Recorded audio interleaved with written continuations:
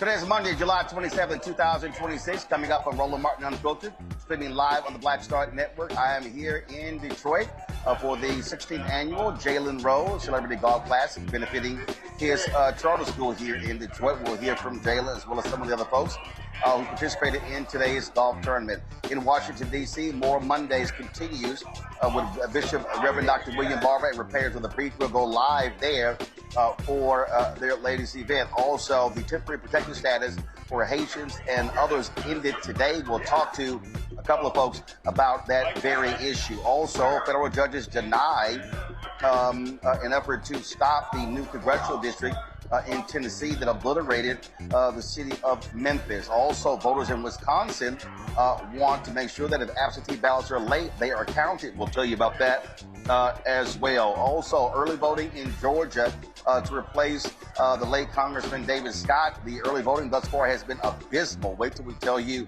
how low the numbers are.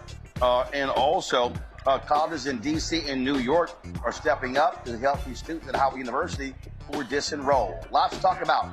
It's time to bring the funk on Roland Martin Unfiltered on the Black Star Network. Let's go. He's got it.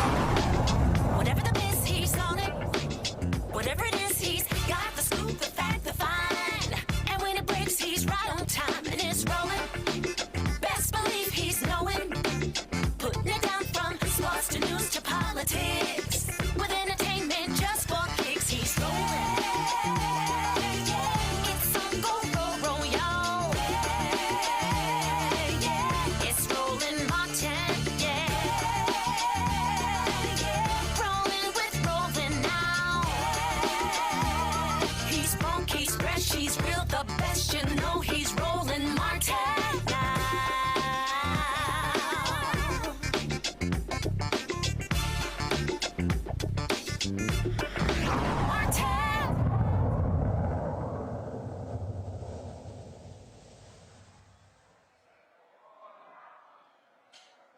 Folks, this is a live look of Moral Mondays taking place in the nation's capital. Bishop William Barber and Repairs of the Breach.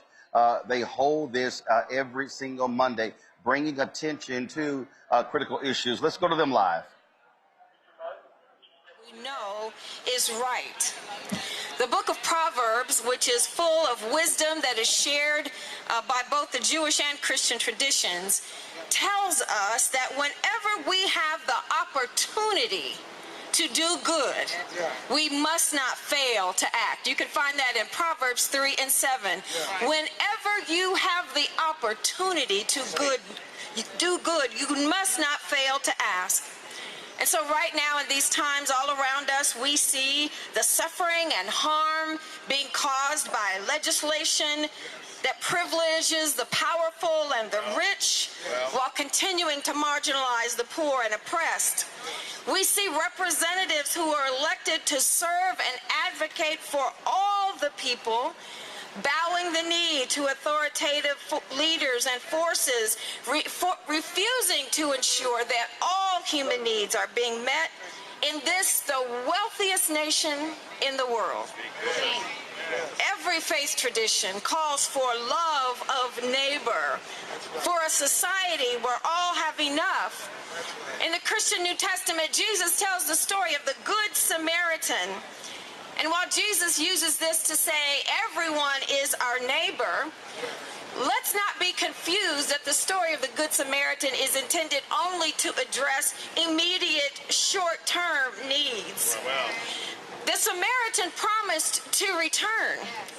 He promised to come back and check on his friend. He promised to ensure the welfare of his neighbor. He promised to ensure that whatever resources were necessary to take care of his neighbor, to allow him to heal and to flourish, he would ensure that those resources would be there. Americans, we have to go back and check.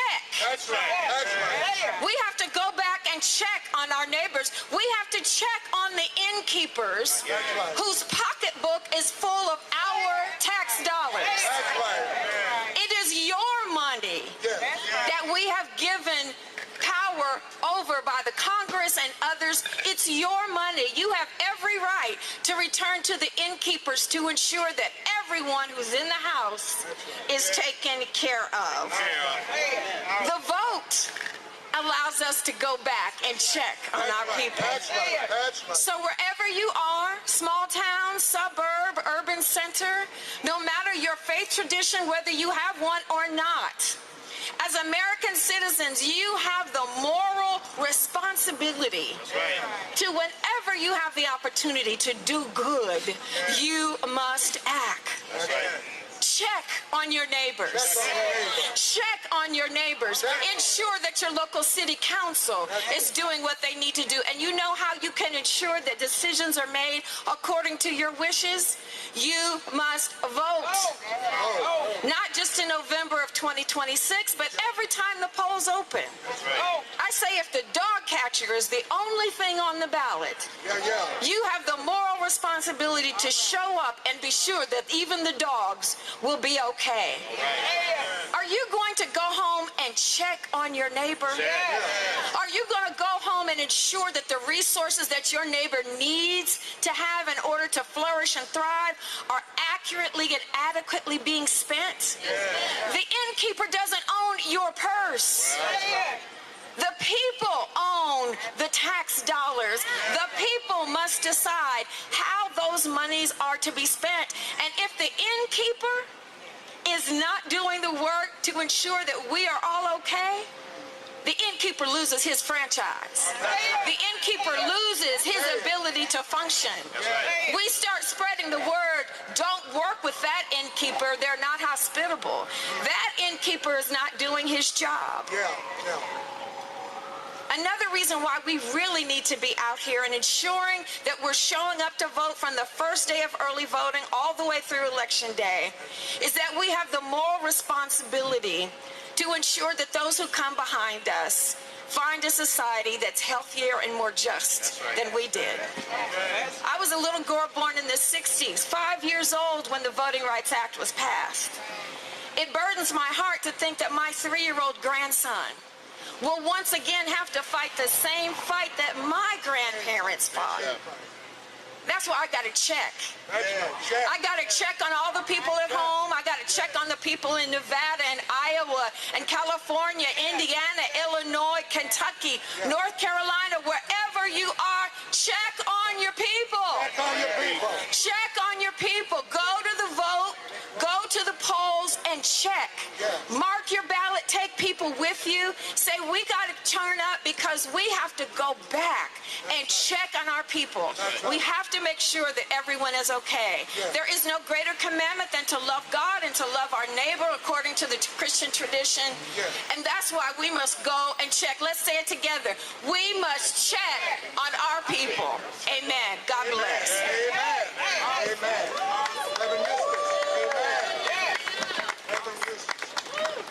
I'm holding up a Bible. All right, folks, we're actually carrying that live stream, so if you want to actually see that stream, you can actually do that. Just go to our YouTube channel, so we appreciate that. I'm actually here at TPC, Michigan, in Dearborn, Michigan, suburb of Detroit. And in this city, a significant number of Muslims voted in the last election for Donald Trump over Joe Biden. They were angry with the last election, with Vice President Kamala Harris. They were angry with Biden and Harris for their position when it came to Israel and Gaza, the Palestinians. Well, many of them were angry and upset when Donald Trump went even further than what President Joe Biden and Vice President Kamala Harris did. I say that because a number of immigrants in the United States were supportive of Donald Trump, believing in his economic policies and also themselves being quite anti-immigrant. Well, as a result of that, what did Donald Trump do? He targeted Haitians. He targeted others when it came to temporary protected status. Well, that went all the way to the Supreme Court. The Supreme Court allowed him to end that. And so you're talking now about more than 300,000 people who are in jeopardy of being deported, who today have lost their status. Joining us right now to talk about this very issue are a couple of guests. I want to bring them up right now. We have Abraham Palos, Deputy Director, Black Alliance for Just Immigration, Johan LeBlanc, National Security Law and foreign relations expert. Glad to have both of you as well. Abraham, I'm going to start with you. I mean, this is a day that folks dreaded. Congresswoman Yana Presley, last week was walking across Capitol Hill trying to get the Senate to support her bill to reestablish that temporary protected status. And what this is a direct assault on immigrants. That's what Donald Trump and Stephen Miller have been focused on.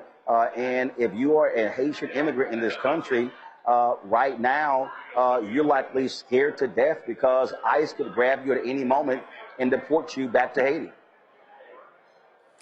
Yeah, absolutely. And we do have reports of ICE trying to ramp up sort of enforcement operations out in Florida and Texas and parts of New York. I also just want to back up a little bit to let people know exactly what happened.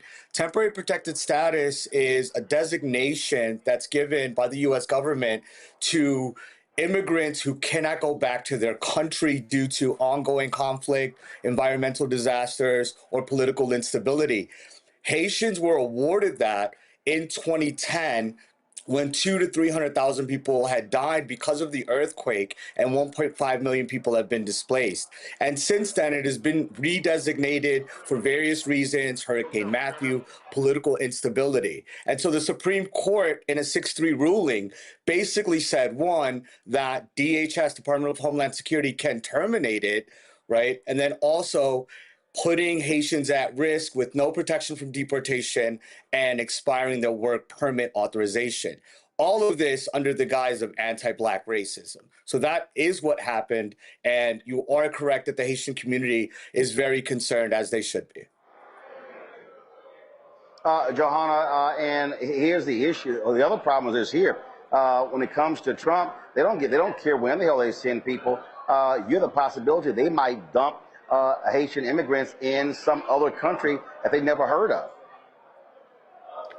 I think you made a very good point, Roland, because when you go on DHS's website, it says that Haitian nationals do not have to go to Haiti, but they can't stay here. So what does that mean? I think that there needs to be some clarification on what that language means. If they don't go home, where are you suggesting that they go to?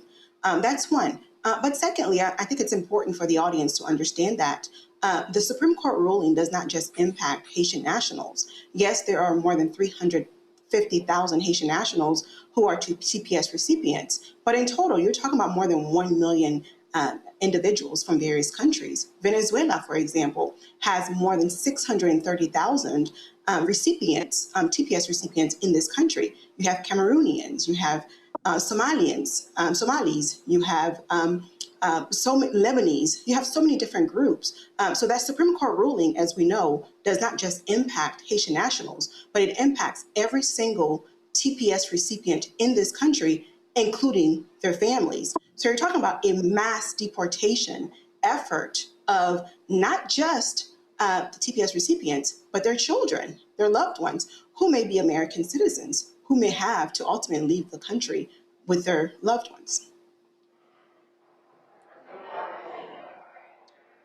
Abraham, I've seen stories already where employers are already complaining, saying they may be losing workers, how this decision is going to have an adverse impact on the economy already when inflation is sky high. Yeah, absolutely. I mean, like I said, temporary protected status gave people work authorizations. And what you have right now are hundreds of thousands of people that work in the healthcare industry, that work in service industry and other industries that will be hit. It's going to demolish a lot of economies, particularly those in the Boston region, Springfield, Ohio, also in New York. And so what we're telling the community to do right now, which isn't really a whole lot, is to check in with lawyers and see if there's a way to adjust status. We're asking community activists and organizers for mutual aid. And on a legislative front, we're also asking folks to really try to find a permanent solution to this issue. And again, I can't stress the fact that this reeks of anti-Black racism. And as my colleague just said, that this affects other immigrants also, but we really do find that this is a specific anti-Black targeting of Haitians by saying that they eat cats and dogs at one point, even in the first Trump administration by going through their criminal history of TPS holders. We've seen this in Del Rio. So I want to sort of stress that this also builds off the white supremacist and white nationalism ideology that is prevalent in this regime right now. Well, listen, they made it clear this is what they were going to do. And Johanna, frankly, a lot of people said, well, I'm not quite sure. And I guarantee you, and I've seen some of these stories, you got lots of buyer's remorse from a number of Latinos, Venezuelans, Cubans, who Donald Trump, Stephen Miller, they've been targeting. Yeah, I agree. And there are some Haitians who voted for this president, right? And they indeed have buyer's remorse. But the reality is that elections do matter, and this is an example of it. So I think that the community, the country as a whole, needs to assess, what kind of policies do they have? Do they want their head of state, their president, to put in place, and not just immigrants, but also non-immigrants, right? What kind of policies do you want in place, right? Are the policies that you're pushing for, are they the ones that are conducive domestically? Are the ones that are they conducive internationally? So I think this is a very important questions to ask as we're coming up to the midterm. But again, I think it's very important to understand what is happening, and there is relief that could be given. Obviously, Congress has a role to play in this. There is legislation that was introduced from the House, ultimately passed, that was led by Representative Ayanna Pressley, the discharge petition. And when it got to the Senate, there was a request for unanimous consent. One of the senators said no. So that process has stalled, but there's still another legislation, Senate Bill 4818, something like that. I'm sorry, I don't recall the number, but there's still legislation that could be passed to extend the process for another 3 years. So I urge the community to call your senators and get them to potentially include this language in the National Authorization Defense Act. As we know, it's the one legislation that always passes every year. Well, Abraham, also, I would say for the folks who live in these cities and towns like Springfield, Ohio, who may see their economy all of a sudden be destroyed, they may also want to pay attention to these midterm elections. You've got a U.S. Senate race there in Ohio, pitting former Senator Sherrod Brown against an incumbent Republican senator. So folk might want to be waking up, because the bottom line is the policies of Donald Trump and MAGA are killing cities, killing towns, killing the economy. And this decision regarding revoking temporary protected status could have serious ramifications, especially in the healthcare area when it comes to Haitian nurses. Yeah, absolutely. You're totally right on that. I mean, I think there's going to be a lot of workplace industries that are going to be affected. But I also think, just above all, like Black America in general, when we're looking at the Black immigrant population, we know that 1 in 10 Black people in the United States are immigrants themselves. 1 in 5 Black children are children of immigrants. And so what this is really an assault and an attack on Black America. And I think whether we're looking at the legislative focus, which you just brought up, and looking at midterms, I think it's very important for us to also look at the long line of the Black liberation movement that's been happening in this country, where Black America is, and how Black immigrants are a part of that, and to think about the future and the long-term issues that we're going to have. And midterms are a part of it, right? Also trying to think about what's going to happen in the next 2 years, particularly when we're looking at the enforcement actions that have already been taken. Recently, 10,000 people were apprehended and detained by Immigration and Customs Enforcement. So we really got to look at this as holistically as possible. The economic sector absolutely is a part of it, but also what is happening with Black America on a social, economic, and political side of things. Absolutely. Abraham and Johanna, so we appreciate y'all joining me. Thanks a lot. Thank you so much. Thank you for having us. Have a good one. I want to bring my panel right now to Dr. Ome Congo, the being a senior professorial lecturer, School of International Service, American University. Also, pull his book up, please. There's lies about black people. Thelma Anderson, creator of the Public Opinion Court, author of Shut Up and Prosecute. Also, Jolanda Jones, state representative out of Houston, also an attorney. You heard me say we got midterms. Listen, I'm here in Michigan. They've got their primaries happening very shortly in a couple of weeks. And this is the thing that people need to understand, Jolanda, that elections have consequences. Public policy is dictated by lawmakers. When people sit elections out, they allow other people to make decisions. And so I'm sure there are a lot of people who are upset with this decision regarding TPS. Well, 90 million people chose not to vote in the last election, and the result is this crazy, deranged, twice impeached, criminally convicted commander-in-chief being in power.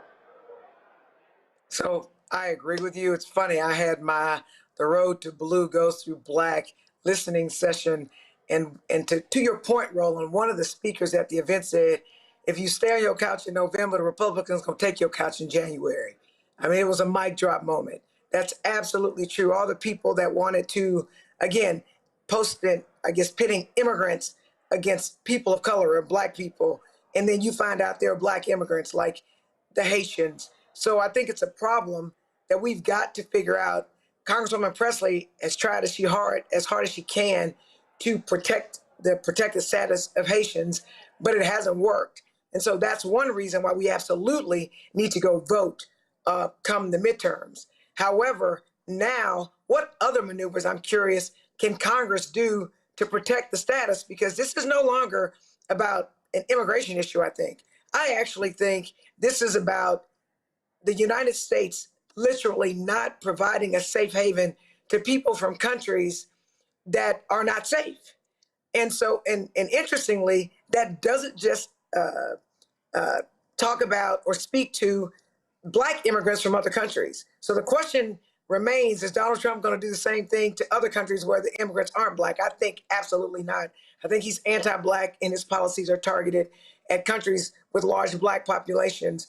But it's definitely a problem, and we got to get the Republicans out of office so that they can't sign off on his anti-black legislation. Well, the reality is, Omekongo, he's sitting in the White House. Even if they pass it in the House and the Senate, he could veto it. But the midterm elections is one step. And look, the election here in Michigan is August 4th. The question then becomes, okay, who wins that election? They're going to be going against Congressman Mike Rogers for the U.S. Senate seat. This is a state that Democrats need to hold if they want to retain or win the United States Senate. And so this is a critical, huge primary happening where black voters very well could be deciding the fate of who wins that U.S. Senate election. And so I think people have to understand there are pieces. There's no one election, no one person that's somehow going to be the be-all to end-all. But I do believe that what happens in November puts us on the path to correcting a lot of the craziness that we've seen over the last 2 years. Oh, absolutely. And after the midterms, there's going to be more legislation and more opportunities to stop aspects of Trump's agenda that are going to affect black people. And whether we're talking about, Talarico, whether we're talking about Jackson in Maine, whether we're talking about Michigan, we need Democrats in those seats, period, bottom line. It all comes down to the vote. It ain't about the character, and it never should have been when it comes down to it. But I also want to say, as it relates to how we started this out, talking about, the Haitian protected status, all black people are at risk, Roland, and you said this multiple times. As it relates to ICE and these guys, all four of us are Haitian. They don't give a damn. When you see them crack down on brown folks, they didn't care if they were Honduran or Mexican and so on and so forth. One of the guys who got killed in Texas, I believe they were looking for somebody who was a completely different nationality. So if you think as a black person, you can't get picked up by ICE. I mean, they started picking up people before the World Cup ended as it relates to Haitian folks. So, and again, you can be like, I'm a citizen and so on and so forth, but how long are you going to be locked up for? How long are you going to be disappeared for? You're going to lose your job, lose access access to your kids, lose the opportunity to make income while you're figuring this all out. This is, if you don't, you have to really personalize this. It's wrong legally, it's wrong morally, it's wrong on so many levels, but you got to personalize this and just be mindful of the fact that this gives them more permission to come for you as a black person. And there's going to be legislation and opportunities that are going to come up to block this, block other funding and the like, and black people should be front in line as it relates to who's going to be sitting in those seats to make sure that gets blocked, because we've already talked about this, but they are officially coming for all of us right now. Absolutely, and we've been making that perfectly clear. Let me go to a break. We come back more on Roland Martin Unfiltered here in Dearborn, Michigan, just outside Detroit, where I was just finished playing in the 16th annual Jalen Rose Celebrity Golf Classic, benefiting the Jalen Rose Leadership Academy. We'll hear from him as well. Also, Moral Mondays is happening in Washington, D.C. We'll go live to Moral Mondays, return to them, waiting for Bishop William Barber to speak, and lots more to cover right here, Roland Martin Unfiltered on the Black Star Network. All right, folks, let me get personal for a second. My mom had questions about her Medicare, so she called Chapter, a Medicare advisory company, and she texted me right after saying it's a great benefit. It was easy. A real person walked her through the whole thing, and now she understands better what's going on. But it's not just her. A woman in Yonkers wrote in saying the process was so simple, the enrollment was easy, and she was so glad she called. Then there's Marilyn, 90 years old, in Florida, living on Social Security.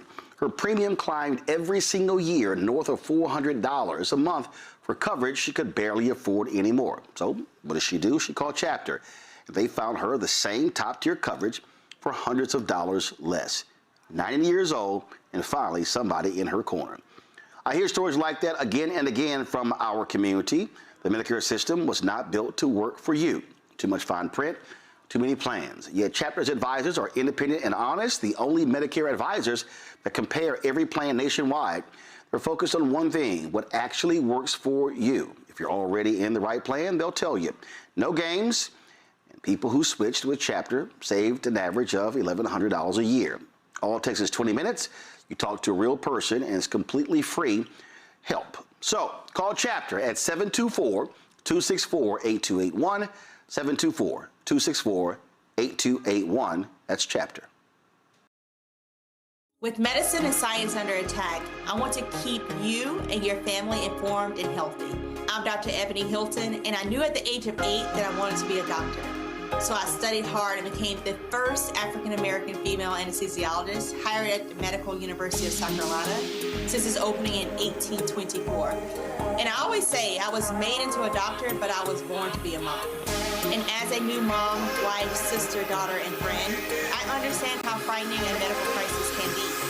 I care for individuals on some of the worst days of their lives, and it's my mission to provide you with a safe space to gain clarity on issues affecting your mind, body, and soul. I recognize that there are health disparities, particularly as it pertains to race, and I want to help bridge the gap between you and your healthcare providers. Join me every Thursday for Second Opinion on the Black Star Network, where each week I'll invite experts from various medical fields to share the latest health news. We'll discuss topics such as the vaccine debate, mental and sexual health, medical bias, infertility, menopause, andropause, nutrition, and aging. Together with my medical colleagues, we aim to provide you with a second opinion. Don't miss it, Thursdays only on the Black Star Network.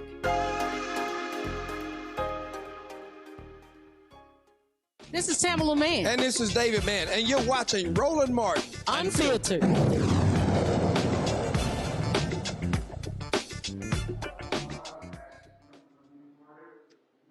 All right, folks, this is here in Dearborn, Michigan at the TPC Michigan course in Dearborn. Jalen Rose is speaking right now, about to hand the awards out. We'll be chatting with him when he's done. Well, let's go live right now to Moral Mondays with Bishop William Barber and Repairs of the Breach. Our children, and it's gone on far too long. It's gone on far too long. Yes, it's gone on far too long. One more time. Somebody's hurting our children, and it's gone on far too long. And we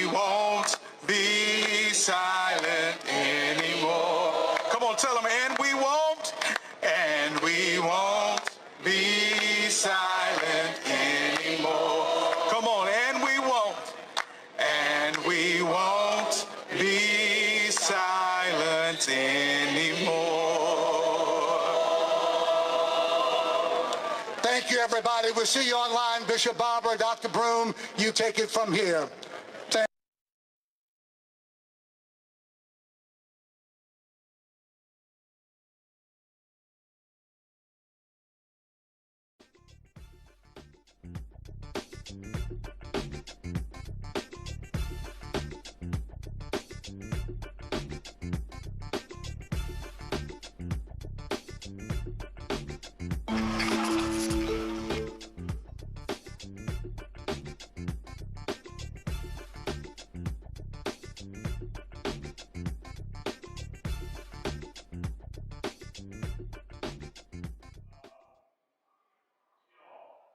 All right, folks. So Moral Mondays has ended. What we're going to do is we're going to pull up the comments that Bishop William Barber had to say, and have those for you. As I said, they've been holding those events every single Monday, raising attention. And one of the things that they're going to be doing is, and it really begins this week. The goal is to have 100 city or 1,000 plus marches to the polls. As I said, here in Michigan, their primary is next Tuesday. That will determine the Democrat and Republican representatives for U.S. Senate race, key congressional races, also governor's race. So a whole lot is going on. That U.S. Senate race, really paying attention to. Well, we talk about the elections. We talk about what's happening in Georgia. Early voting has began there to replace the late Congressman David Scott in the 13th district. Reports so far indicate less than 2% have voted in that special election. Now, of course, the primary in Atlanta was back in March, and many people were surprised when he put his name on the ballot, knowing full well that he was sick. Well, he passed away before the primary. So now you have the special election, and so remember, that was for the 2-year term. Now the special election is actually to complete the term. So that's one of the reasons why you also have that low turnout. In addition to that, you also have a critical thing happening in Virginia, in Wisconsin, where Wisconsin voters have filed a lawsuit to ensure that their vote counts when it comes to if absentee ballots arrive late. Under current law, absentee ballots have to arrive at the clerk's office by the end of election day to count. Voters are also not allowed to cast an in-person provisional ballot on election day if they have requested an absentee ballot. Now, the lawsuit has been filed by the League of Women Voters of Wisconsin. They claim that voters whose absentee ballots are delayed in the mail should be allowed to cast a provisional ballot at their polling location so their vote still counts. Deborah Cronmiller, Executive Director of the League of Women Voters of Wisconsin, said every voter in Wisconsin that puts in an accurately requested absentee ballot in the mail on time expects their vote will be counted. Delays in mail delivery prevent that. It is time to have a remedy for these eligible voters. And so what we have to understand, and I'll start with you, Ome Congo, is that when we talk about the election, people have to recognize Trump wants to do all he can to control the election on the federal level, but the reality is elections are up to the states. And so when you start looking at all these different states, Michigan, Ohio, then all of a sudden Florida, their primaries next month as well, it's a whole lot of moving parts, a whole lot of things that are going on when it comes to these elections. And what we continue to tell people, that this election is not just about Washington, D.C. It's about Washington, D.C. It's about state capitals. It's about county government. It's about school district. It's about city council. It's about DA races. It's about judicial races. And so every facet of our life is impacted by all of these elections. And so, what must, from your perspective, must we be communicating with people so they can understand what's going on? Well, so many people are struggling right now, whether they're struggling with school, to pay for bills, to pay for food, pay for mortgages, utilities. And what we need to do in our communities is we need to let them know that every single aspect of their struggles is connected to some form of policy. One of the greatest examples right now that everybody's talking about, data centers, right? People say, well, data centers don't matter to me. Well, when you see your electricity bill going up and there's a data center 15 miles away, we have to connect those dots. So many people people just think about the presidency being about what's going on overseas. Well, hey, even if it's what's going on overseas, you ever look by that big neon advertisement on every other corner in your block? They're called gas prices. They're going up because of policy. And we have leaders who are giving this man a blank check and are riding with him in every way, shape, or form. So we have to make this as local as possible, from the school curriculum to all of those particular issues, because too many of us are just not concerned about the bigger picture. You talk often about how we can't talk to younger Black voters about, you know, the existential threat of democracy because they're not there in terms of their mindset right now. Well, fine. There are so many issues that are affecting them right now. Police brutality, cops going free, you know, who's really going to investigate these lynchings that are happening across our country right now. Those are the real issues that should get people to understand that there are people in every aspect of government that affect those policies, whether it's the president, senator, state senator, local body, city council. Once we get people to understand that, give them names to target, we can start making some progress with people who've been hard to move. Thelma, it is absolutely insane to me. When I might be on Threads, Instagram, Twitter, I may be, and people are talking about all sorts of things. Then there's some of the same folks say, well, man, I ain't trying to hear that nonsense when it comes to politics. And I'm sitting there going, okay, so who exactly do you think is going to be the difference maker to address the stuff that you complain about, but you check out of politics? You know, Roland, I really feel that people are disconnected and detached from the reality of what's going on, because they feel like if it's not happening to them, why should they be concerned? But that's the wrong approach. But also, when I'm looking at the Democratic Party, they're not taking the approach of making sure that you are actively engaging the voter that has and will vote for you, along with the voter that is unsure and don't know what they're going to do with their vote. So when I'm looking at it from the whole lens, I'm like, okay, so you are the local official, whether it's commissioner, council, whether it's representative, Senate, DA, judge, sheriff. What are you all doing to engage your voters or the individuals within your community that is going to vote for you? You can't just do it by simply going to work and clocking in to collect your check.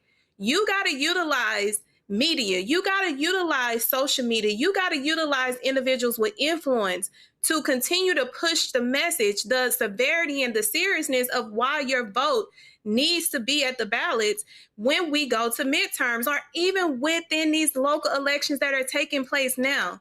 I'm not seeing any of these individuals that are elected right now utilizing the power of media right now.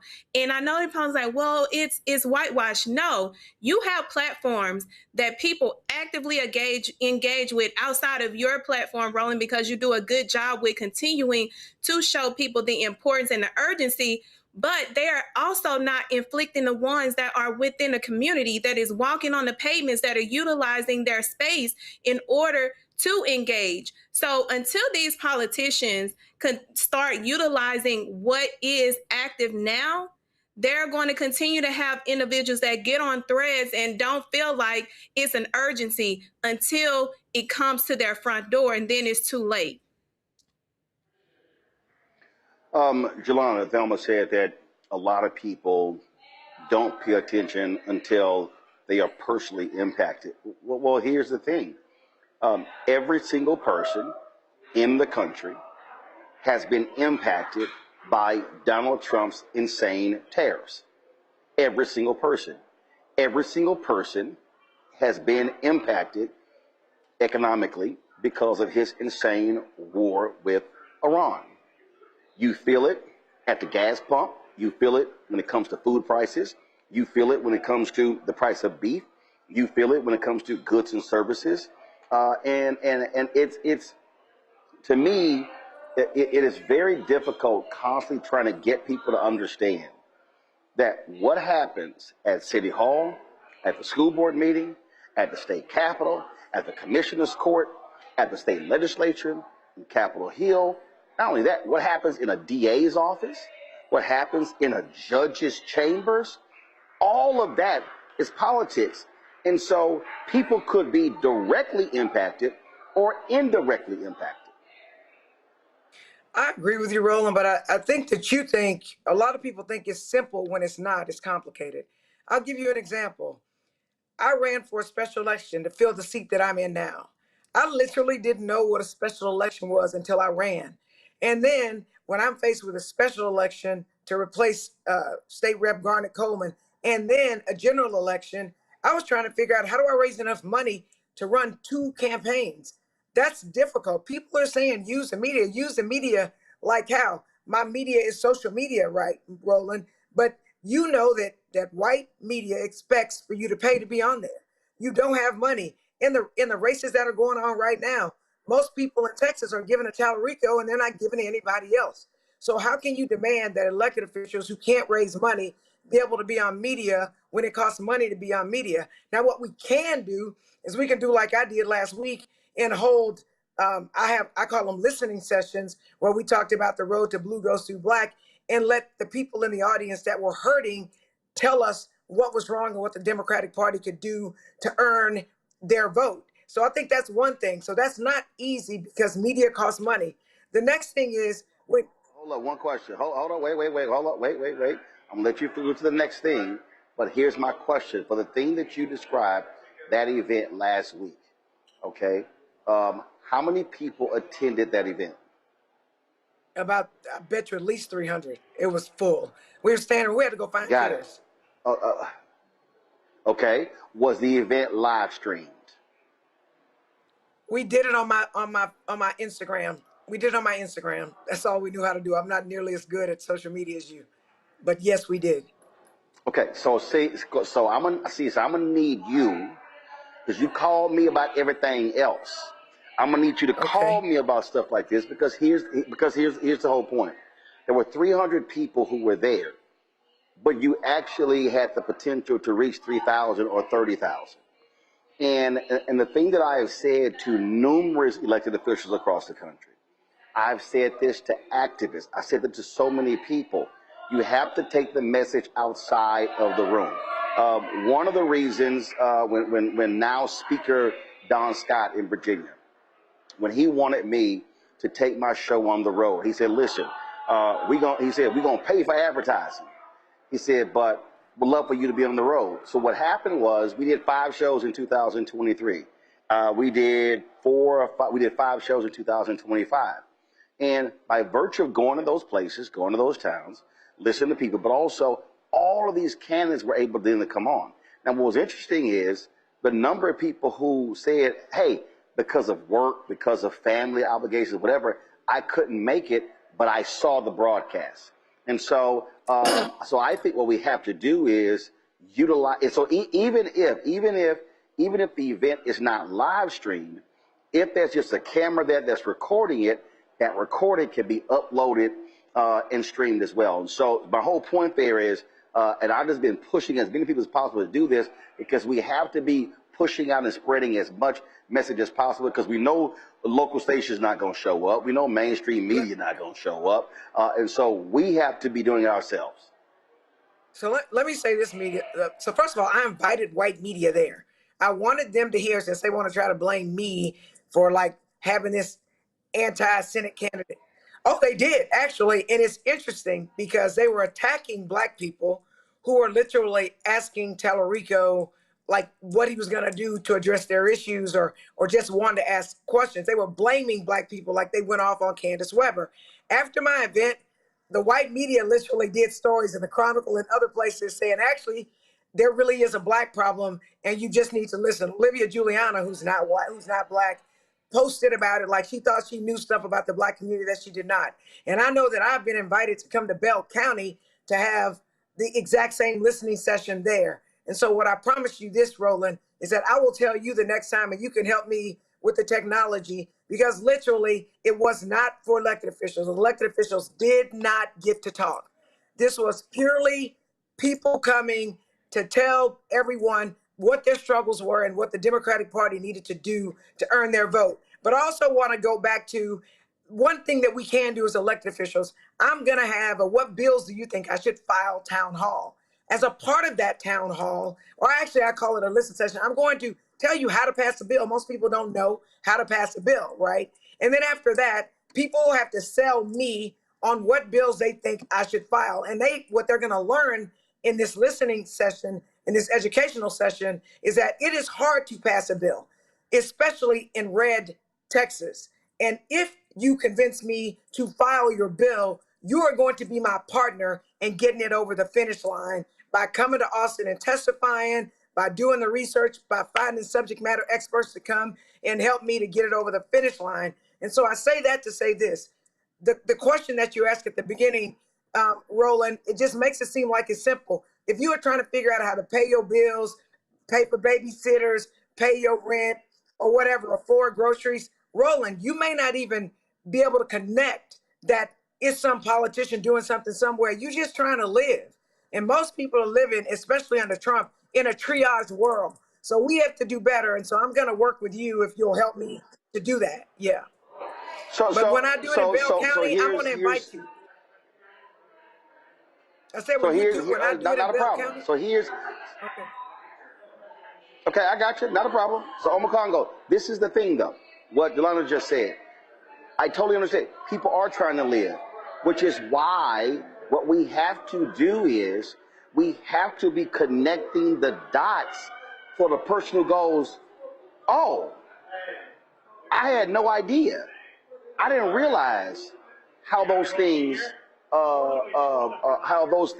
came together, how those things work. And so again, this is where we have to be, because again, we have to make politics accessible and digestible so people understand that, yeah, whoever's elected, because somebody is going to win, the impact that could very well have on your life, on your benefits, on your economics, on your education, on your health care, frankly, on your health, on your environment, on your community.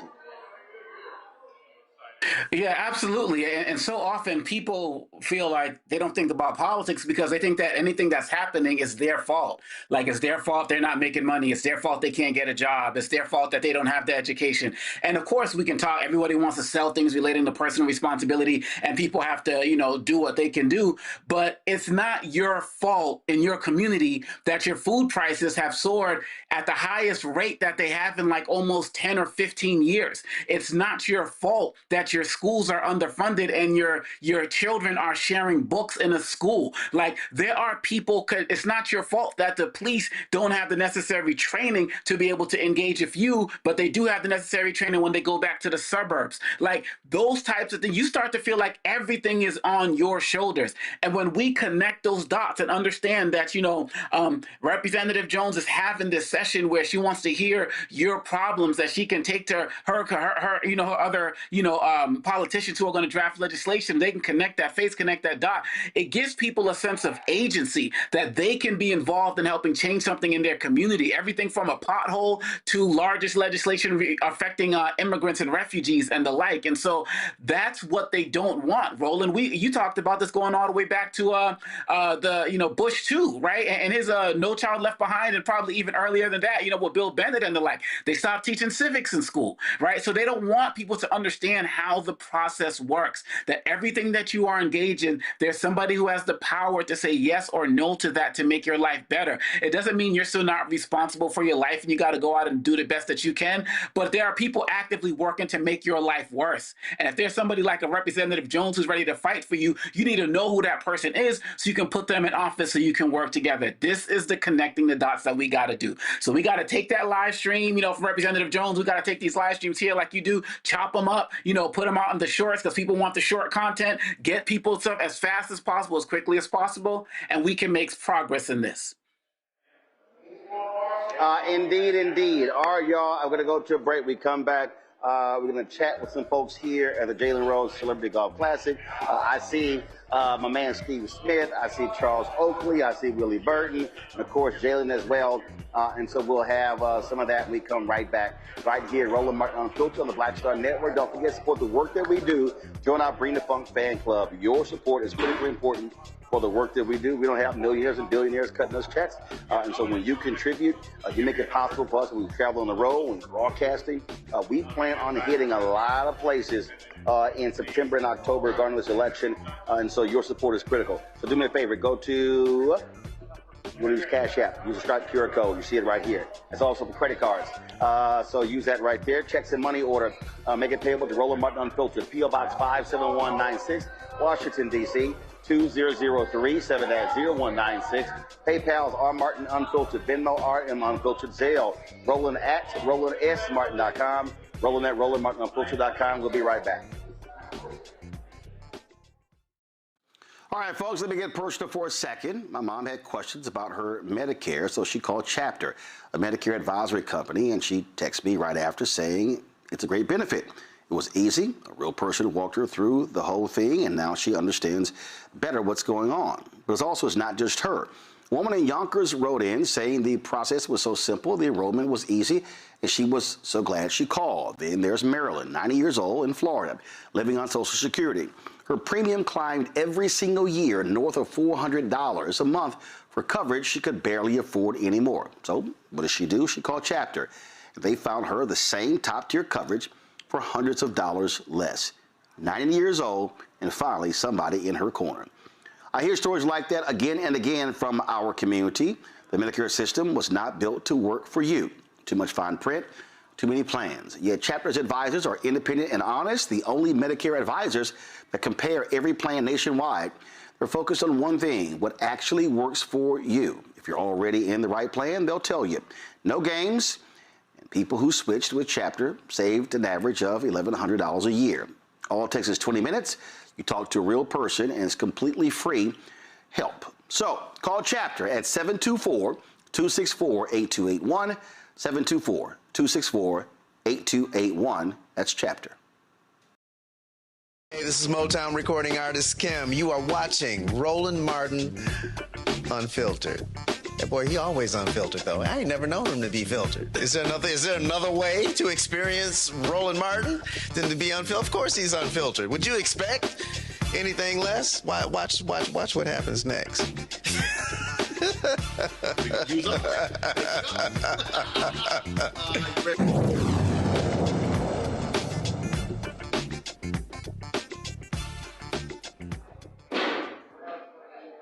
So, folks, here I'm at TPC, Michigan, Dearborn, Michigan.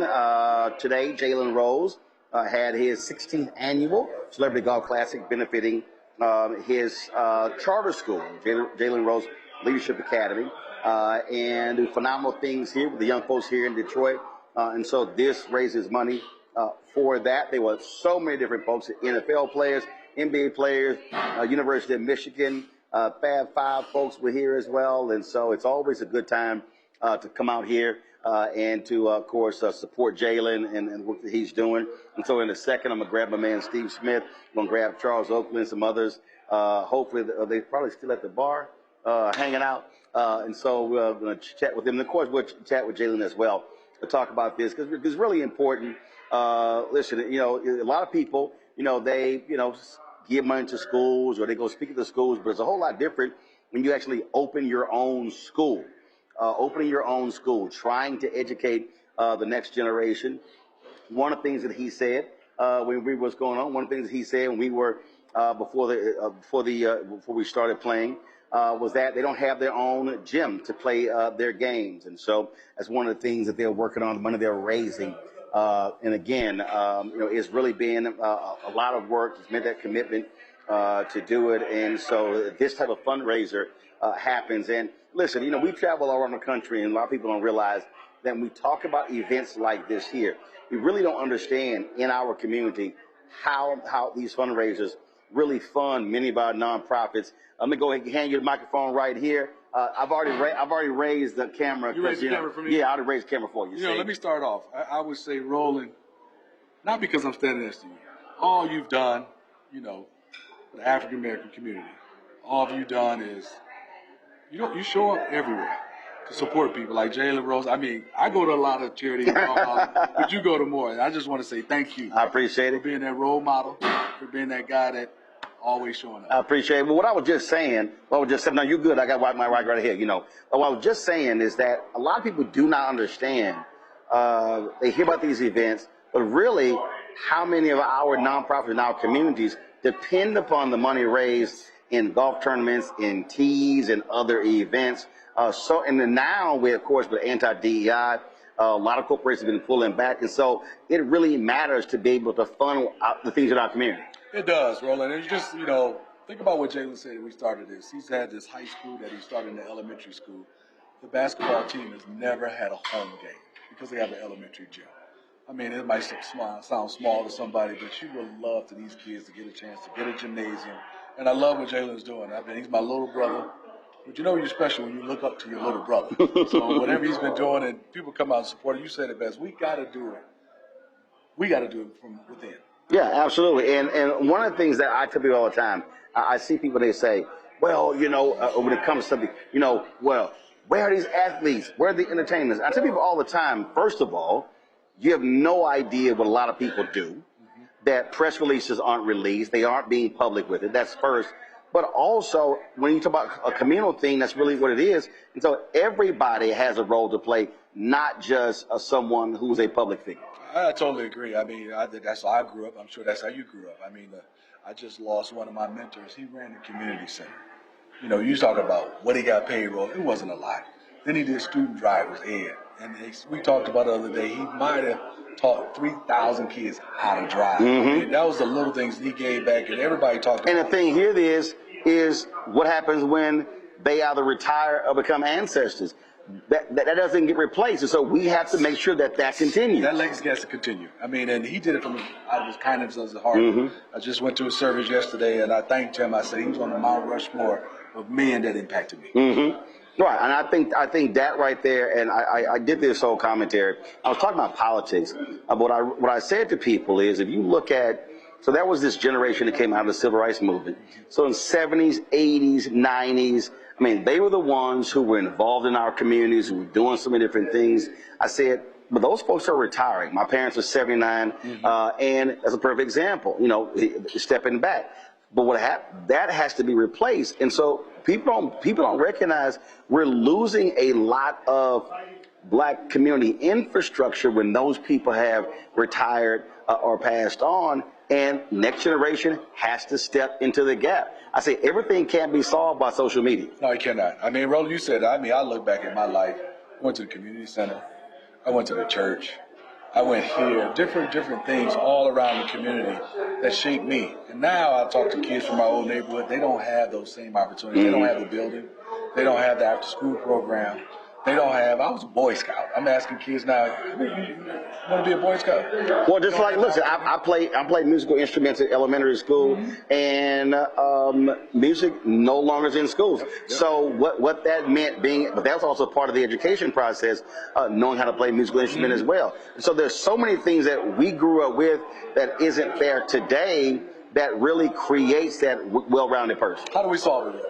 I think what we have to do is I call it, we can't act like new school is always better than old school. We gotta have old school with new school. But it also means I think people have to step up and accept some responsibility, say, hey, what I said is you cannot have a generation that has continued to make withdrawals from the Black Bank of Justice, and they made no deposits. Right. So we have to be making deposits. There you go. That's what we got to do. Good to see you, baby. Always. I appreciate it. Keep getting them straight. You know how we do it. I'll play you today. Huh? I'll play you. Your group, I'll play it. It's always about team. You like I. You going to be I. No, that's golf. That's golf. We can play one-on-one now. I hit you. Let me know when you want to go one-on-one. I am going to pull over here one of the folks who played my group, this little Omega. Come over here. He's the sheriff here. talk about us. Tell him what he. Come on, you guys. You better tell him who bro. He kept saying. I kept saying that. Yeah, I know. I heard you call him Grant Hill. I heard it. Don't go nowhere. I got to tell you about I heard it. I heard it. Hey, All right. No, go ahead. Hold the mic. I got my own mic. All right, y'all. So this is one of the members in my group. He's the sheriff here. He also is a very loud and proud Omega. And I had to school him. Wait till I show y'all the video later.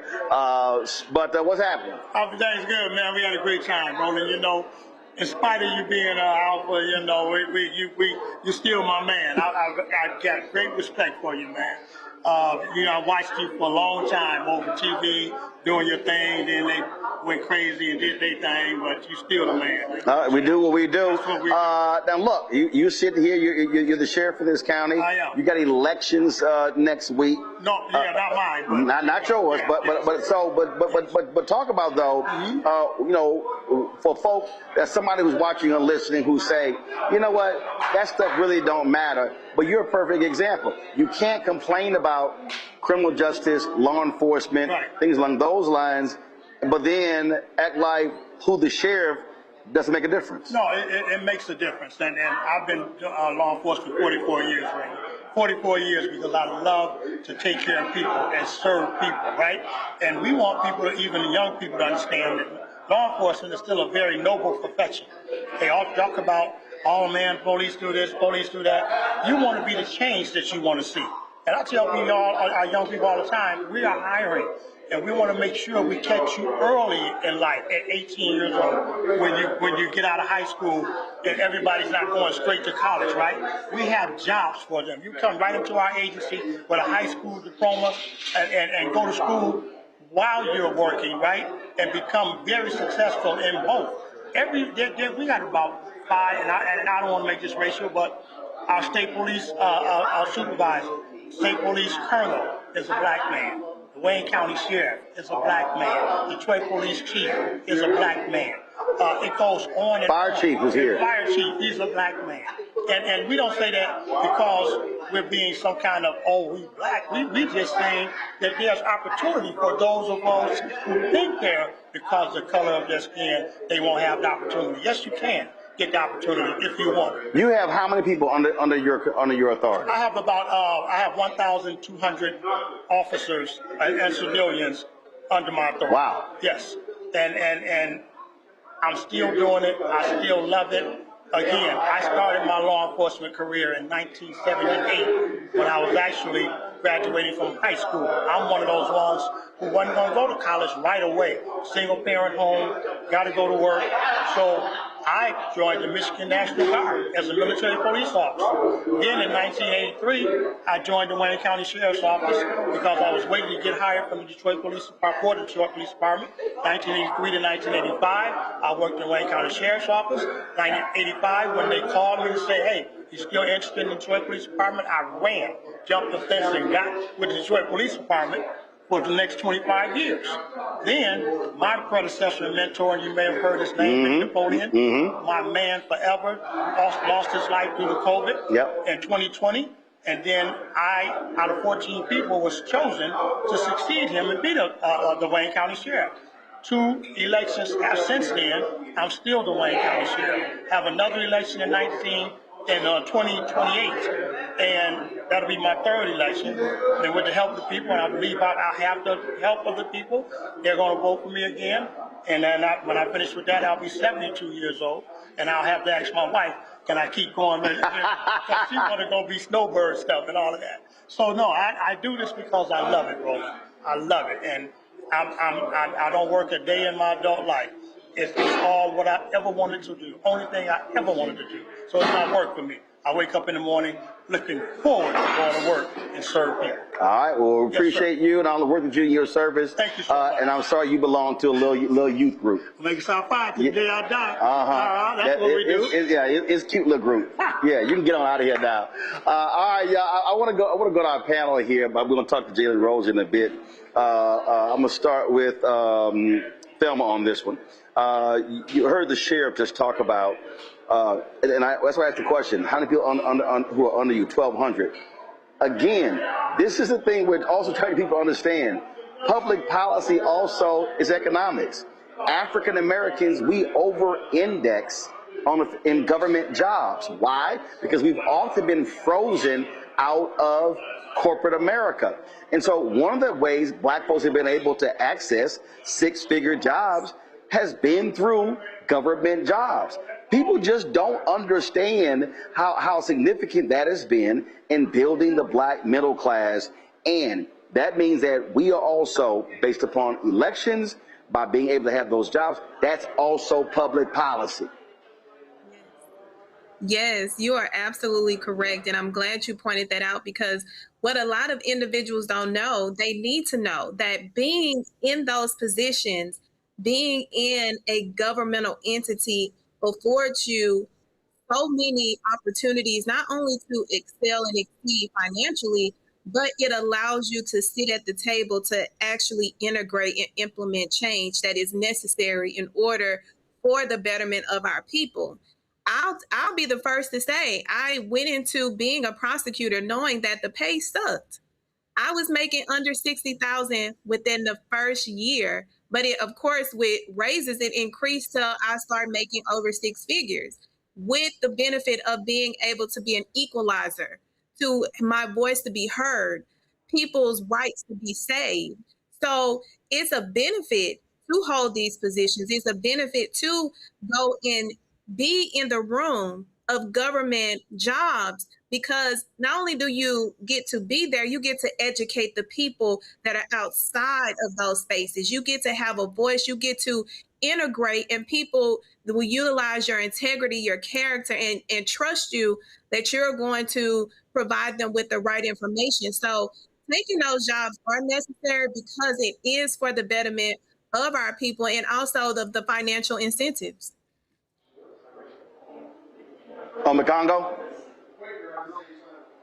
I thought the two conversations you had between the sheriff and Steve Smith were so powerful because you connected so many dots. You talked about the importance of mentorship and the importance of needing to reach down and reach back into our communities to let people know. You talked about the importance of people getting involved in the political process. You talked about the importance of, athletes and other people of resources reaching back. This all ties into our last segment when we were talking about our power. We have power politically, but we also have power in our networks. How does Les Brown say it? Your network determines your net worth. And in all of our communities, there are people like this of whom we can build and who we can continue to push. And he said, hey, I might run for my third. And with the support of the people, I may get that third, election win at the age of 72. And this is something that we have to see these individuals. We have to hear them. We have to know their stories so we can imagine that is possible. Because the last thing you said in your segment, Roland, was the things that you had access to, that Steve Smith had access to, that we had access to, they're not there anymore. Some of the after school programs, some of the other things. And so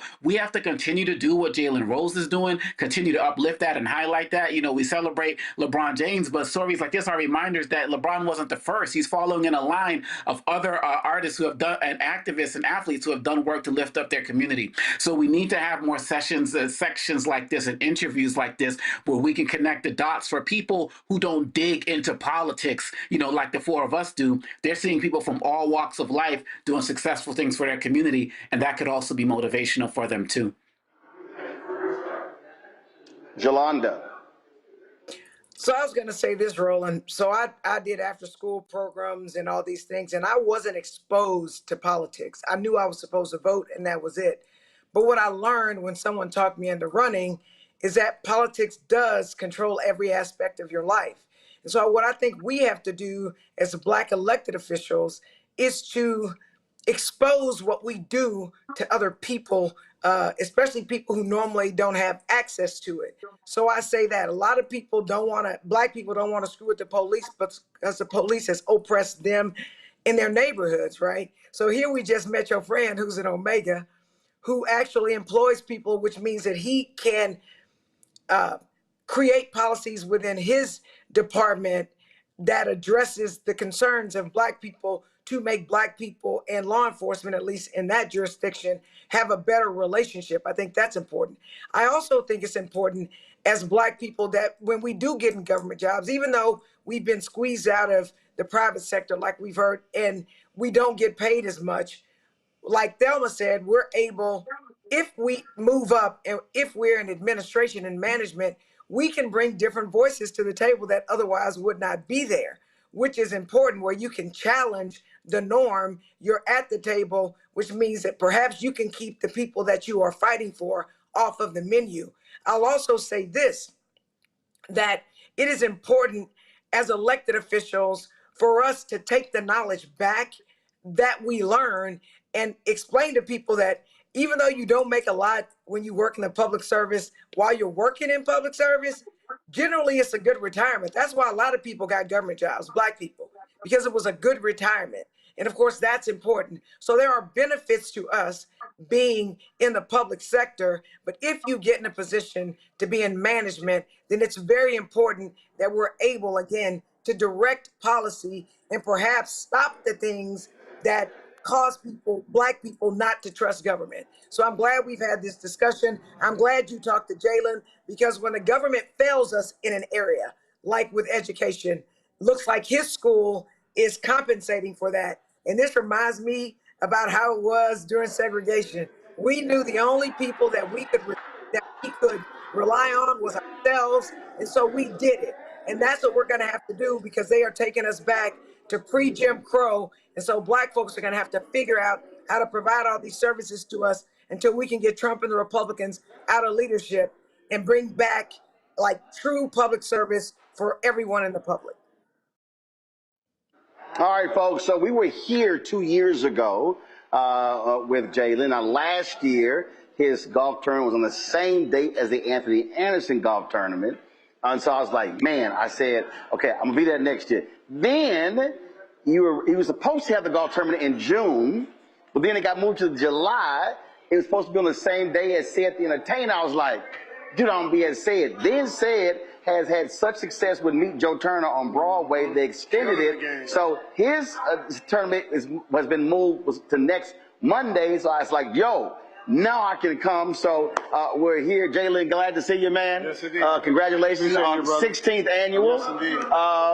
You had a lot of folks who are out here. And for folk who don't know about your school, tell them what's about. I will do, but I love and appreciate you, brother. And as people who have been doing work for our community for so very long, you and I are dedicated to this. And there's so many panels and festivals and false prophets like a Dr. Umar talking about the work. Getting awards for the work. People that don't even have a foundation getting awards for this work. So showing up the way you have for me, I'm forever grateful, giving me this platform. I'm very honored.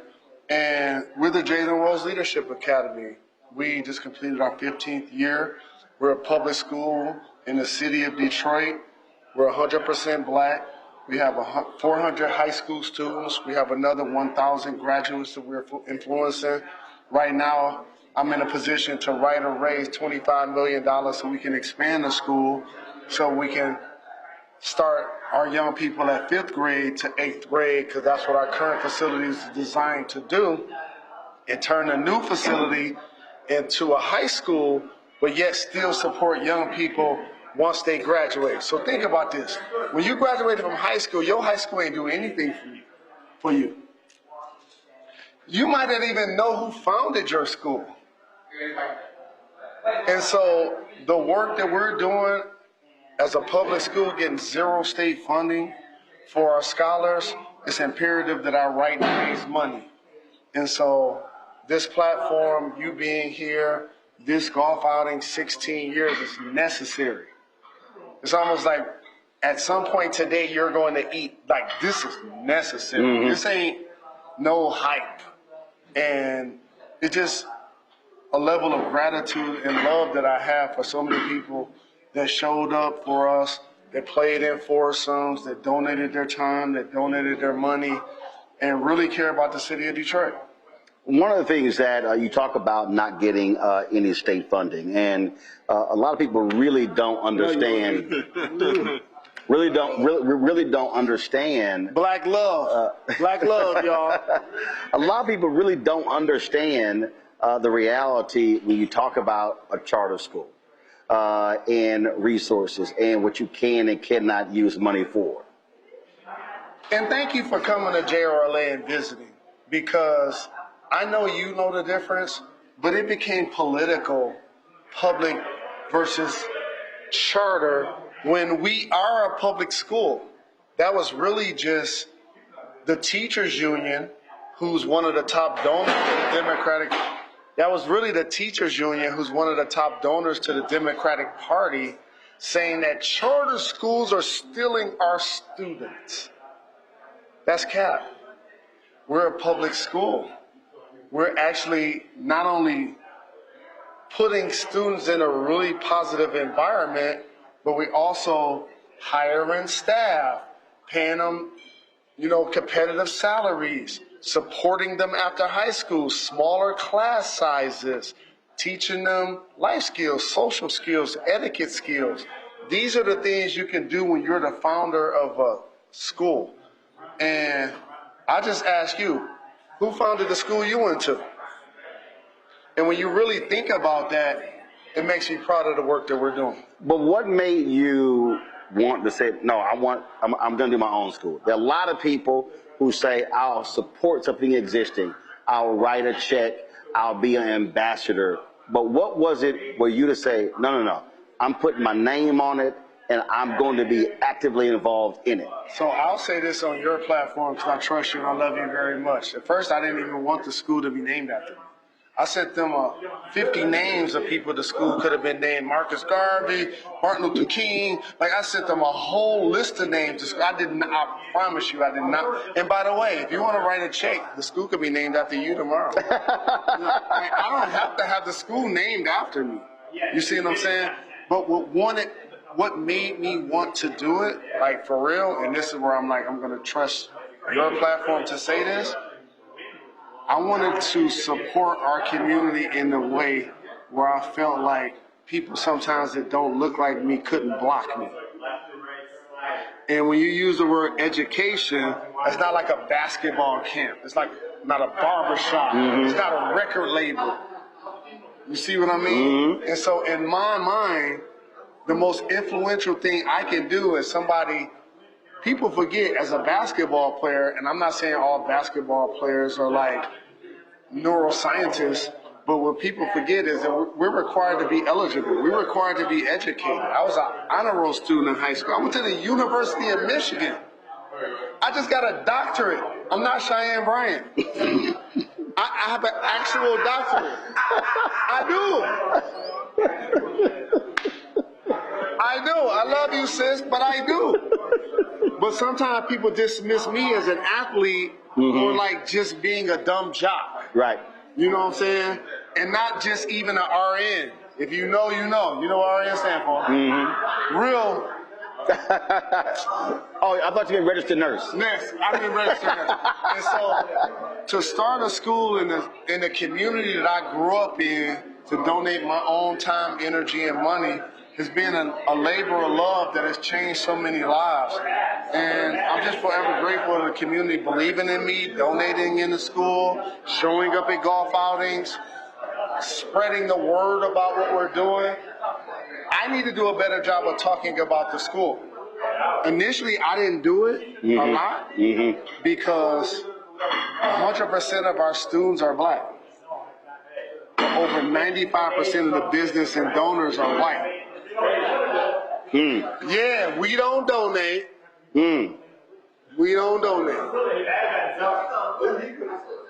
And when you say, and again, what I tell people, when you say don't donate, we're talking $1. No, we're talking 5, like 10. You're doing not me a favor to show up and pull up. Like, don't even consider it. Like, it's not even a fundraiser. You see what I mean? And so what I learned to do when I got it from Isaiah Thomas, Detroit Pistons bad boy legend, is he drills into my head, and I can show you my phone, to focus on the people that do show up, not the people that don't. Yeah, I say that all the time. If I speak somewhere and people say, man, this room should be packed, I was like, hey, I said, I wasn't talking to empty chairs. I was talking to the people who were sitting in the chair. Yes, sir. Yes, sir. And I'm forever grateful to, again, your platform, anybody that's ever acknowledged JRLA, and I'll do a better job of spreading the word about the school. But, like, we're committed to this work, and the dedication and the love has proven itself. If somebody out there wants to donate, where do they go? JRLADetroit.com. And the thing is, we're looking for a Spanish teacher. I'm an actual founder. Like, I'm at the school. I live in Detroit. The school is in my neighborhood. So it's a lot of people talk about their community work. Like, I live in a black community. I live in Detroit. I founded a school in the neighborhood that I grew up in. So if you want to support, first off, I'm going to give you the address. You can pull up and see me, actually. 15,000 Trojan, Detroit, Michigan, 48235. And as a matter of fact, each Wednesday we've adopted feeding families with Forgotten Harvest. What that means is, a couple of days ago, it's 150 cars wrapped around the block of a public school, not Cass, because every time y'all come to Detroit, y'all want to go there because y'all feel like that's easy. Not Renaissance. They're testing schools. We're open enrollment. We're not testing you in. We're not testing you out. Each Wednesday, Roland, we're feeding families and providing them support because we all know people are hurting right now. Right. Gas prices is up. Like, it's an incredible time of struggle. And so for a public school to now adopt the responsibility to feed families, I have my students out there, my school leadership, shout out to Jasmine, our leader, shout out to Mr. Wingate, shout out to all of the community volunteers that pull up. I've been doing this for 2 years. I just don't say anything. But now that you're here, people are going to hear me talking. Okay, you were saying you need a Spanish teacher? Yeah, we need a Spanish teacher. We need to raise $25 million. We need people that do the work and not talk about the work. Less panels, less conversations and awards shows and festivals and gatherings talking about the work. And people actually showing up doing the work. This is a labor of love, 16 years in. All right, my brother, I appreciate it. Appreciate you. Glad to be here. I appreciate it. Thanks a bunch. And in Detroit. What's up? Appreciate it, my baby. My brother, y'all, that's Jalen Rose. Again, we're here at TPC, Michigan, 16th annual Jalen Rose Classic. Let's do this here. Let's go to a break. We'll be right back. Roland Martin Unfiltered on the Black Star Network. All right, folks, let me get personal for a second. My mom had questions about her Medicare, so she called Chapter, a Medicare advisory company, and she texted me right after saying it's a great benefit. It was easy. A real person walked her through the whole thing, and now she understands better what's going on. But it's not just her. A woman in Yonkers wrote in saying the process was so simple, the enrollment was easy, and she was so glad she called. Then there's Marilyn, 90 years old, in Florida, living on Social Security. Her premium climbed every single year north of $400 a month for coverage she could barely afford anymore. So what does she do? She called Chapter. They found her the same top-tier coverage for hundreds of dollars less. 90 years old, and finally somebody in her corner. I hear stories like that again and again from our community. The Medicare system was not built to work for you. Too much fine print, too many plans. Yet Chapter's advisors are independent and honest, the only Medicare advisors that compare every plan nationwide. They're focused on one thing, what actually works for you. If you're already in the right plan, they'll tell you. No games. And people who switched with Chapter saved an average of $1,100 a year. All it takes is 20 minutes. You talk to a real person, and it's completely free help. So call Chapter at 724-264-8281, 724-264-8281. That's Chapter. How you doing? My name is Mark Curry, and you're watching Roland Martin Unfiltered. Deep into it, like pasteurized milk without the 2%. We getting deep. You want to turn that shit off? We're doing an interview, motherfucker.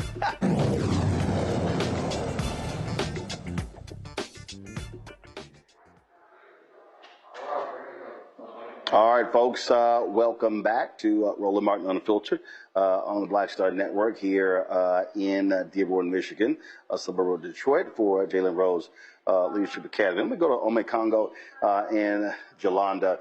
Thelma had to leave. I appreciate her joining us on today's show. Jolanda, you heard what Jalen had to say. Listen, you were a international athlete in college, traveled the country. Just your thoughts on, this brother, former NBA star doing what he's doing when it comes to education here in Detroit. So let me say this. So let me clear that. I traveled around the world. I won 4 United States championships. I represented the United States. And he is right when he said that they think we're done. International athlete? But you said national. You said travel the country nationally. But anyway. No. I said you were an international athlete. I know you've been around the world. Okay, well, thank you. I just wanted to clear that up. But he is so right. Come on, Wall Trip. Come on. He is. I'm not going there. I'm not biting. He is so right when he says that they just think we're dumb jocks. We're not dumb jocks. There are very many of us who got our grades first. And so I first want to commend him on the fact that he decided to do where he wasn't doing and educate kids, because a lot of athletes do only focus on their athletics and they don't transition well when they're no longer athletes. That's the first thing I'm going to say. The second thing I'm going to say is, él necesita un maestro de español. Now, y por afro-latinos, ellos me entienden, pero aprendí español en las escuelas y puedo comunicar en español.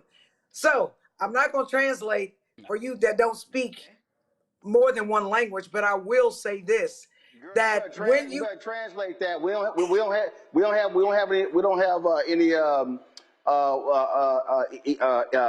have any lower thirds that translate what the hell you just said. So for the most part, what I said is he needs a Spanish teacher, that Black Latinos can understand what I'm saying, and that I actually studied Spanish in school. So what I was about to say is, puede ganar más dinero cuando habla más de una lengua o idioma. And so I also just said that you can make more money if you speak more than one language. That is a very important thing. So a lot of people, I remember when I married, before I started dating my ex-husband, who was a Black Colombian, I was extremely surprised that he spoke Spanish, because I didn't think that Black people could speak Spanish. But what I've learned is you do make the most money, and that we need to go outside of the box. So I'm excited to see that at his school that he actually teaches more than English, because when you travel the world, what you're going to find out is everybody speaks more than one language except for people in the United States.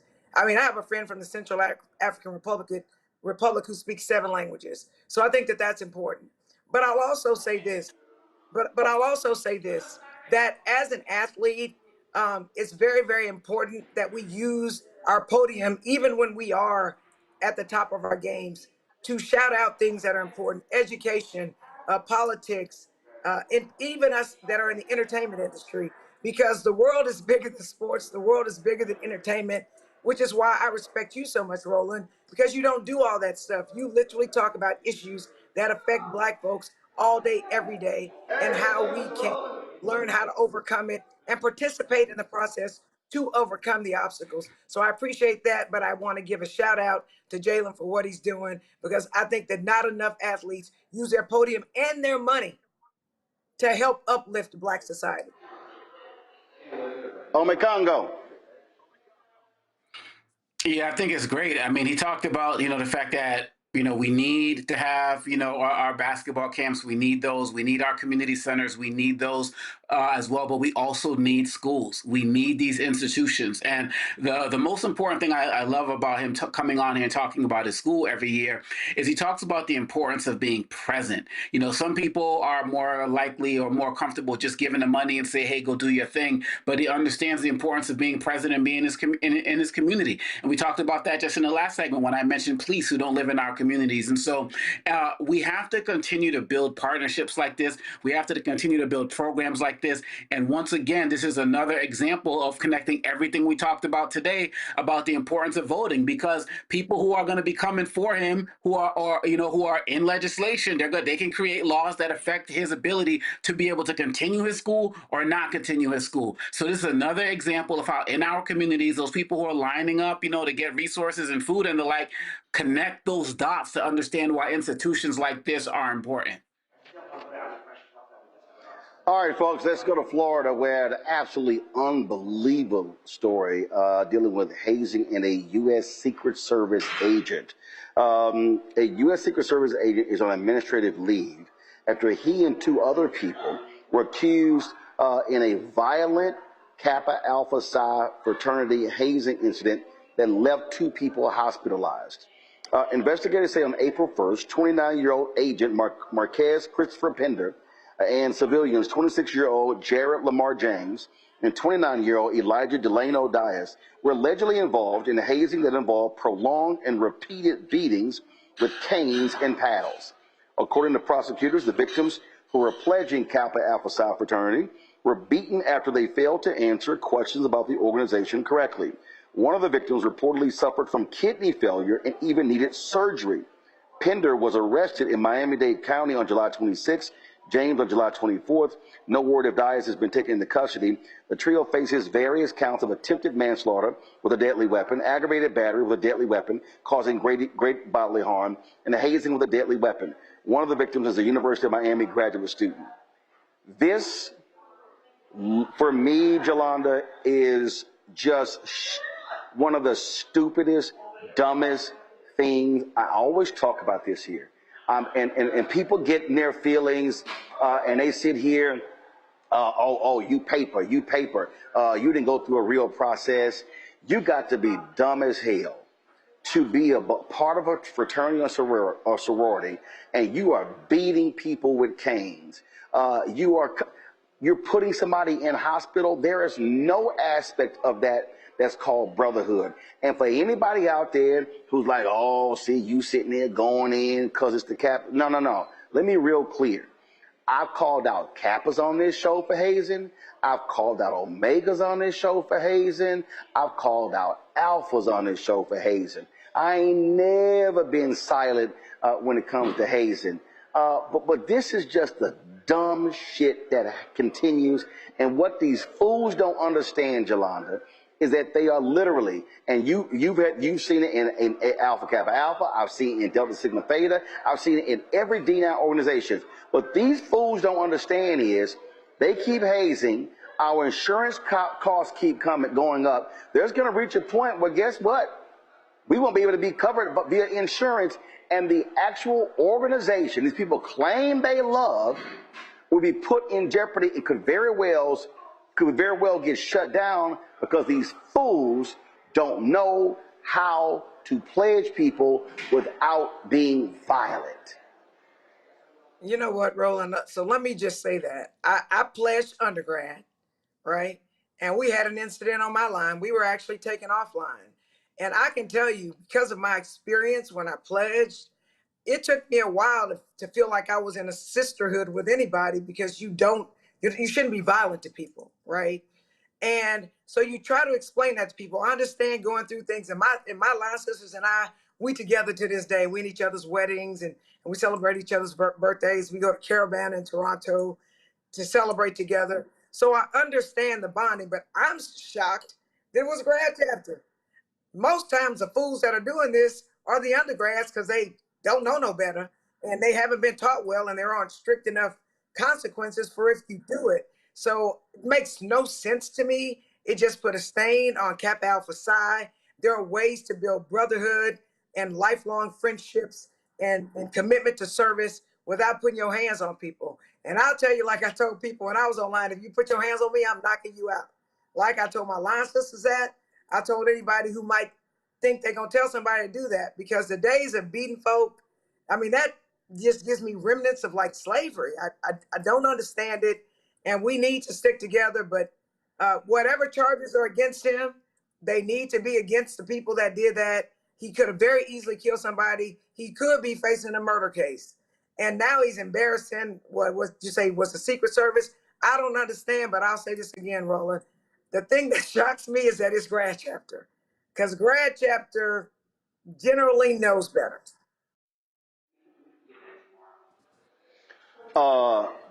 Listen, on my Congo, I made it clear when I pledged. I ain't letting no dude my age put his hands on me. Because here's what I know.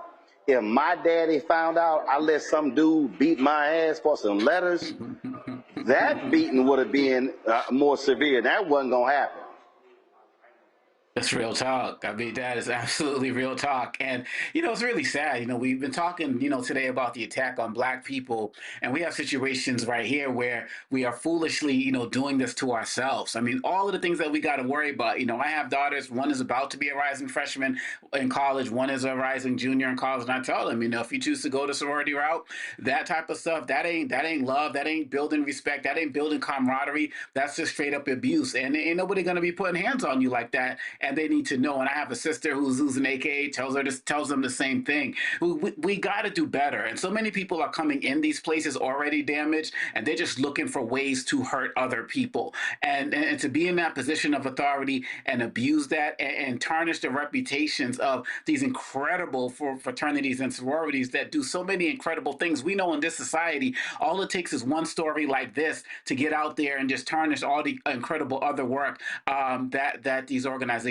do. And so I really do hope that these individuals get everything that's coming to them. I hope that the people who, have been hurt do heal, because we've had stories here where people have been killed, and we've talked about that as well. It's really unnecessary. And this just shows that in so many instances, some of us, not all of us, clearly, some of us could just be our own worst enemies, and they deserve whatever punishment they get. All right, folks, let's talk about the Howard University drama over 502 students being unenrolled. The University of District of Columbia is extending their application deadline to August 7th, giving those students an HBCU option here in the District of Columbia. Also, the university said financial aid can transfer. For federal aid, students have to log into their FAFSA account and change the university.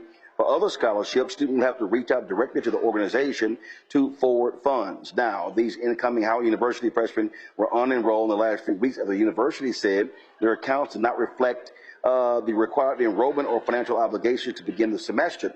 There are reports out of New York State that Governor Kathy Hochul will guarantee admission at the State University of New York or the City University of New York this fall to any New York students who abruptly unenroll from Howard. Now, each student will also receive an $800 credit to help offset their non-refundable deposits at Howard. Now, we reached out to Howard University to request that President Wayne Frederick come on the show. I also texted him last week. They told my producer that he was not available tonight, but he did find time to go on CNN over the weekend. For any distress that we may have caused, and I recognize that with it being so close to school, that certainly caused some people some significant distress. And so for that, I apologize, and I certainly take full responsibility for that. Having said that, this is part of what universities usually do, and especially a university like Howard that has a high demand. We had not received communication or complete documentation from that group of students. And so we felt it was our responsibility to let those students know that we will be disenrolling them so that we could plan appropriately for the fall. We have to hire adjunct faculty. We have to make sure that dorm rooms are assigned and ready to go. And most importantly, Frederica, just 2 months ago, we were asking our community to donate money to help students graduate. And so starting with a good financial plan is important. Our graduation rate is not 100%, and that gap is primarily due to lack of finances, and we have limited resources that we're trying to stretch as much as possible. Is this unusual, or does this happen almost every year, that you've got a number of students who are relying on whether it be financial aid or scholarship funds that all have to meet the university-imposed deadlines but then somehow don't meet them? Was this an anomaly, or is this something that happens on a regular? It's not unusual, but it's not something that we have been as strict about. So we have really allowed students to show up without paying us to carry balances beyond what is appropriate. And as a result, if you look at our retention rate, it has consistently gone down. So our 4-year graduation rate, as a result, is just about 70%. And so that gap, that 30% of students who don't finish, I would easily say that about 80 to 85% of them, it's primarily because of finances. Even when they have academic issues, it's because they're stressing about finances and trying to work, etc. And it starts with how they come in. And if we have them making sure that they have the complete financial package together, etc. And we certainly could have done a better job of communicating it. We did send out a lot of communications, but for example, I think people misunderstood what we meant by 50%. The bill is $60,000. If you had $40,000 worth of aid, people felt they made the threshold. We meant the outstanding balance after the $40,000, which is $20,000. And so we wanted people to pay us 50% of that $20,000 that was left. And that's an example where we could have actually put in, some numbers as an example and showed, people exactly what we were referring to as well. And folks, Governor Kathy Hochul is doing what we just talked about. I received a press release from New York State, and what she is saying that they're going to provide expedited late admissions review for fall 2026 at participating SUNY, State University of New York, and City University of New York campuses. And so that's actually happening there. So hopefully that gets all straight. All right, folks, last week in Detroit, one of the city's favorite sons, Kim, was honored with a street sign named after him. Today is much bigger than an unveiling of a street sign. Today is about purpose, perseverance. It's about the incredible power of redemption. This street holds special meaning because it reminds us where Kim's journey began. Right here, during one of the darkest chapters of his life, he found hope. He found faith, he found strength to believe that his story was not over. I knew that this was coming, so this is not a surprise to me, but I am surprised about how my emotions are setting in. It's a culmination of being here at this intersection of Martin Luther King and 3rd Avenue. The rescue mission that I was a resident in is right in back of me. Today is my birthday. It's Kim Day. Also Kim Day in Detroit, and it's also my my recovery anniversary date. So I've been sober today, 36 years. Years ago, this intersection represented one of the most difficult seasons of Kim's life. It was here that Kim faced addiction, experienced homelessness, and searched for hope. But today, this same corner will tell a different story. Your past does not cancel your future. I've been failing forward in the music industry for 25 years. And that's because of the love of you out here and the love of the city of Detroit. When he knew that I was heading out on a trip, he would always say, give them your best. And that's what I've been trying to do this almost 25 years in the music industry. More than just a name on a sign, it becomes a symbol that no matter where you start, your destination can be extraordinary. Some streets tell us where to go. This street will tell generation what is possible with faith, courage, perseverance, and God's grace. It's only a matter of time. Congratulations, my brother.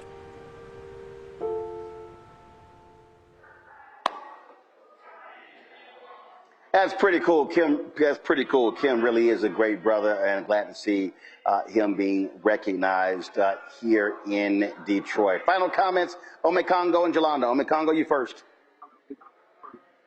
Well, I think that's awesome. That's such a testimony. 36 years.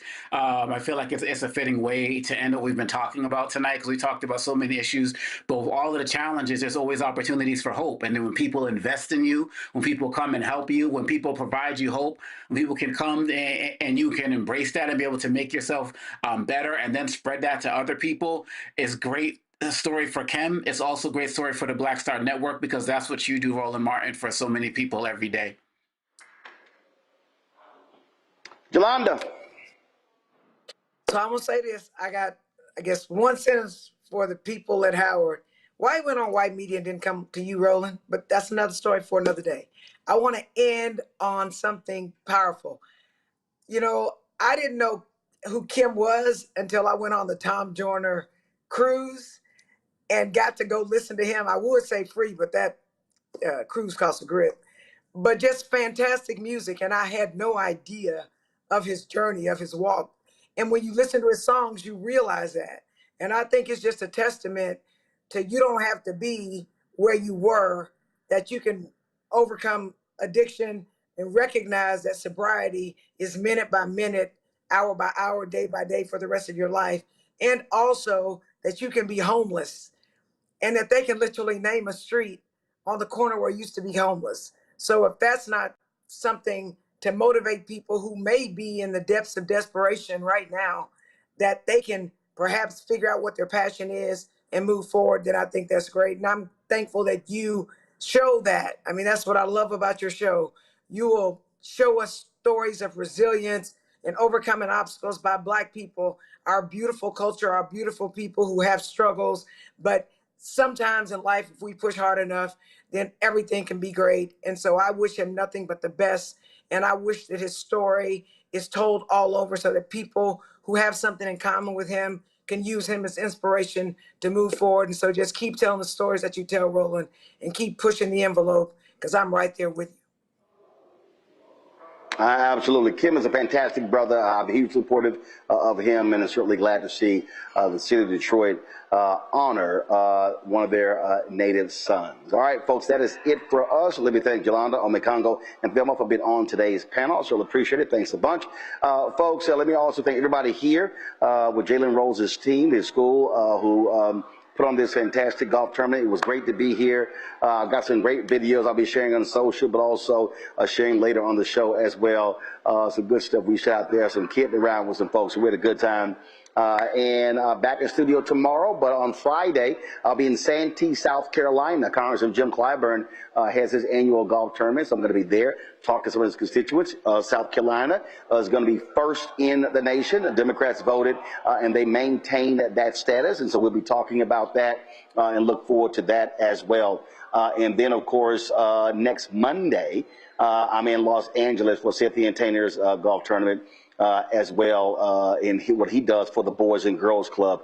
So look forward to chopping it up with my man Sid, coming off a historic and a fantastic run, Meet Joe Turner on Broadway. Folks, that is it for us here. Let me thank everybody for joining us. Hey, do me a favor. If you're watching on YouTube, hit the like button, of course. We should easily go over 1,000. Please hit the like button and share what you heard on this show. Also, support our work if you want to do so. Our goal is to get 20,000 of our fans contributing on average $50 each a year. It's $4.19 a month, 13 cents a day to support this show and all our other shows. And tomorrow I'm going to unveil our promo for our new show. We'll be debuting here on the Black Star Network. But if you want to contribute via Cash App, use the Stripe QR code. You see it right here. That's also for credit cards as well. If you're listening, go to blackstarnetwork.com for all ways to contribute. Also, checks and money order, make it payable to Roland Martin Unfiltered, P.O. Box 57196, Washington, D.C., 20037 0196. PayPal's R Martin Unfiltered, Venmo RM Unfiltered, Zelle, Roland at RolandSMartin.com, Roland at RolandMartinUnfiltered.com. Download the Black Star Network app, Apple phone, Android phone, Apple TV, Android TV, Roku, Amazon Fire TV, Samsung Smart TV.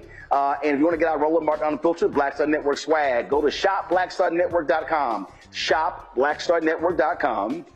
And while you're there, support the more than 50 businesses that we have on there, Black-owned businesses. When you buy products from there, you also support this show. So go to shopblackstarnetwork.com, peruse our marketplace, and support these Black-owned businesses. Download the app Fanbase. You can follow me at Roland S. Martin. And an update, the Harriet Tubman Museum and Education Center in Cambridge, Maryland. Guess what? We hit $75,000 in donations. The work has begun to make the repairs after they were broken into. And so let me thank all of you who contributed. And again, we initially set a goal of 50,000. Then, of course, we blew past that. I said, let's go to 75. Well, guess what? We hit $75,000 over the weekend. So they are ecstatic, and we certainly appreciate all of y'all for assisting. Folks, that's it. I'll see y'all tomorrow right here, Roland Martin Unfiltered on the Black Star Network. Holla!